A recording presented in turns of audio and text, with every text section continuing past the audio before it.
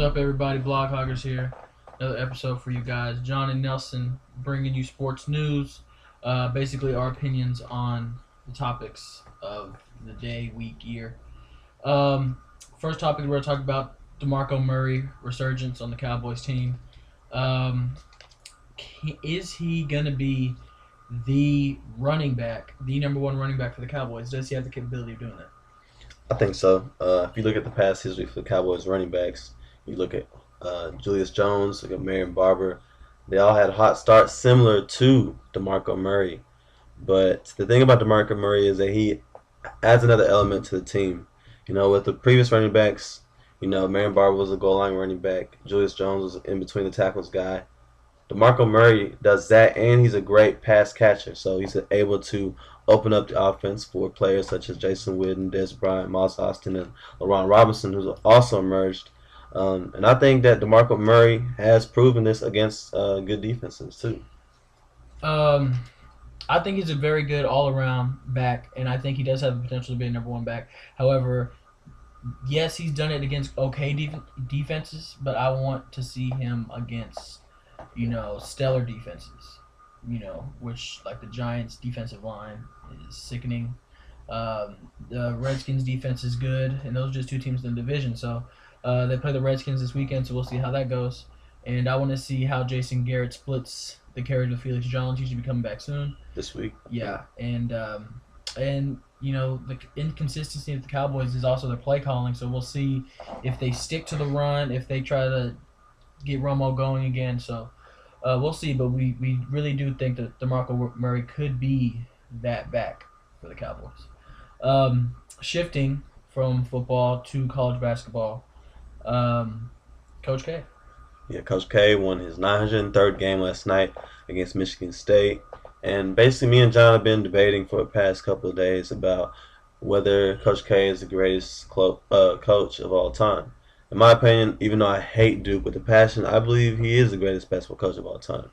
John, on the other hand, believes it's Coach Wooden, late, great Hall of Fame coach from UCLA. Basically where the argument started was we were talking about how, the different eras of basketball and how we think basketball has improved since then. But I think you can't argue with numbers and the fact that John Wooden has all those things like 10 or 11 national championships, a couple undefeated seasons. That's just something that's never going to be matched again. And I think, he would do something very similar if he was still in this era. In a way, you can relate that to people comparing great players now to like a Michael Jordan. Yes, these players are good and stuff like that, and they have potential to be great, but no one's going to be better than Michael Jordan because Michael Jordan is the elite. And I feel the same way about this in coaching. I was relating that, so that was basically my point. In my opinion, I see Coach K as a coach who's been able to use his resources very well. We all know that John Wooden had won 11 national championships. He went 88 straight games without a loss in the mid-70s. That's very impressive, and I'm not taking anything away from that legacy from UCLA. However, if you look at the competition from the 1970s, 1960s, and the Coach Wooden era compared to the era in which Coach K has gained most of his victories from, it's clear that the competition is higher, and Coach K's ability to recruit is very impressive. Think about the high school eligibility rules that have changed over the past couple of years. Just being able to recruit those players, and you never know how long they're going to stay. Back in the 70s, most players stayed 3 to 4 years. Nowadays, a lot of players are leaving after 1 year, 2 years. So just being able to have that consistency over a number of decades and rack up those wins, that's more impressive to me. So, yes, titles, they do mean a lot. Of course, we're not dumb. But just the fact that he's winning consistently, it's impressive. So, Coach K, in my opinion. And also since, the NBA is locked out, we have college basketball to fall back on. And we got some really good teams like Kentucky, North Carolina, Duke, the usual.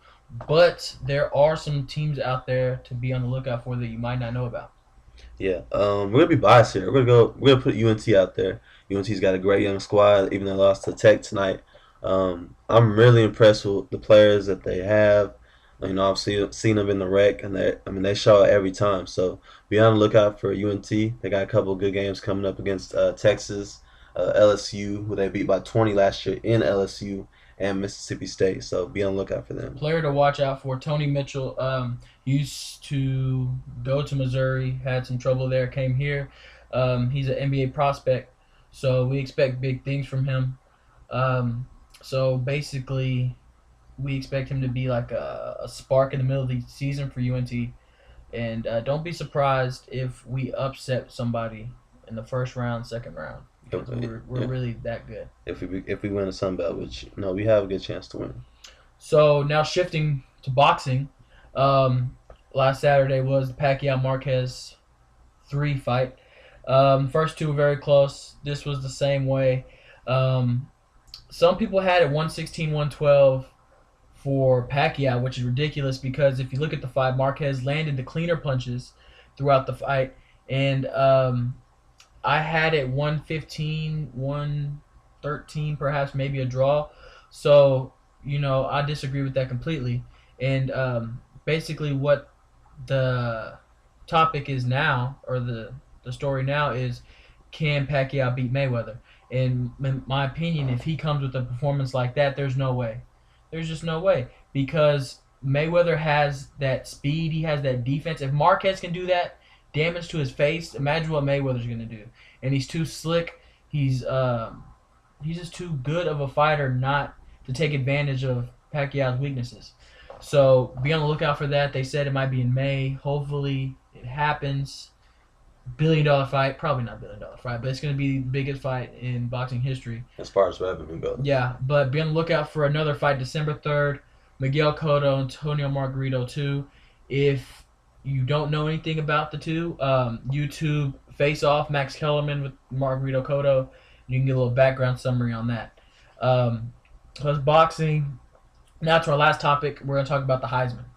Yeah, basically, Andrew Luck, Stanford quarterback, lost last week. Him and his Cardinal teammates lost to Oregon. LaMichael James, another Heisman candidate if he didn't get hurt. And we have Trent Richardson. We have Case Keenum, quarterback for Houston, who's doing great things, breaking records at Houston with the Cougars. And, of course, Kellen Moore, even though he lost last week, he's still breaking records along with Case Keenum. So, in my opinion, if I had to vote for a player today as a Heisman Trophy winner, I could not vote because I don't know. I just don't know. I think John has a better idea though. If I think you had to end it right now, you have the three finalists would have to be Case Keenum, Trent Richardson, and Andrew Luck. A lot of people are gonna say, "Oh, the Oklahoma State quarterback, what's his name? Brandon Weeden. Brandon Weeden should be in the discussion."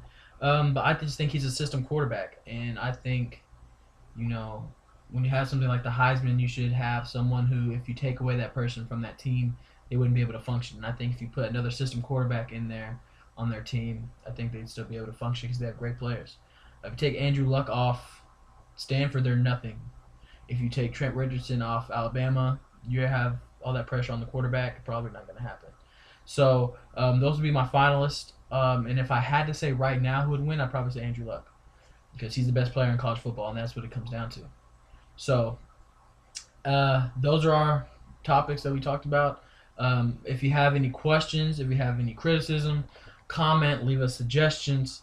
You can follow us on Twitter. We'll post it on the video so you can see it. And so next time, guys. Peace.